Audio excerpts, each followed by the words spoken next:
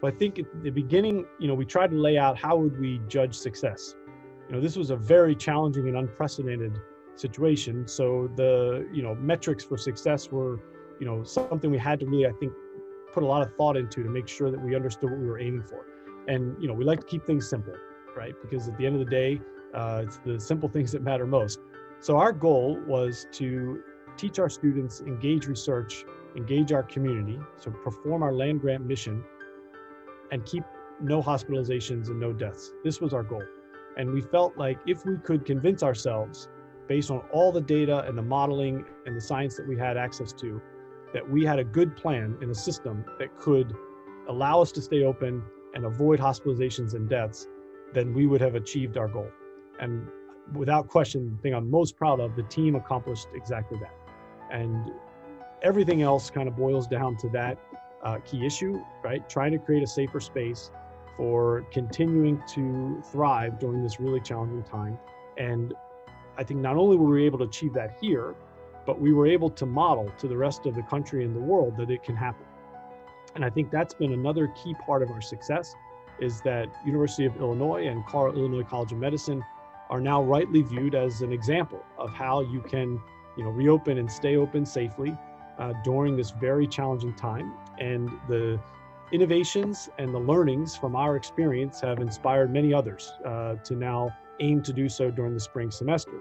This whole thing is going to take us much longer than any of us would like to get back to a semblance of normalcy. And we feel really proud that we can help show the world that it is possible to continue to do really important things like educating the leaders of tomorrow in a way that's safe. And I think that's really the key. I mean, at Illinois, we have just extraordinary people. And what I've learned from my time here is there's nothing that we can't do if we team up, innovate, and work together. I like to say at Illinois, we love to innovate and we love to work together.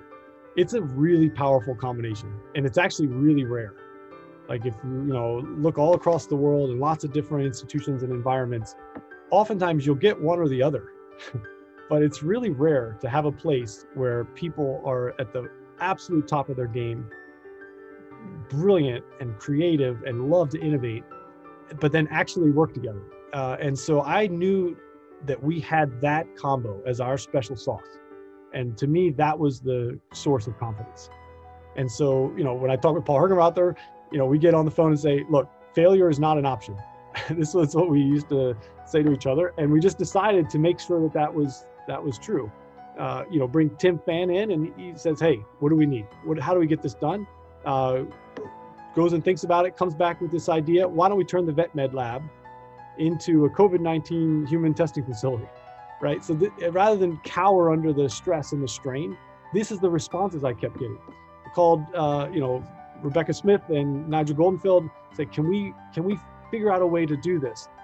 Yeah, we're very kind of humble and cognizant of the challenges. On the phone call, oh my gosh, here's all the reasons why this is going to be really tough.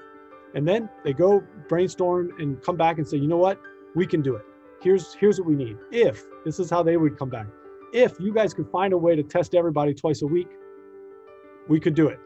And so then the ping pong ball came back to the testing team. We say, okay, let's go find a way to do it. Reached out to Bill Sullivan and said, all right, we're going to create all these results.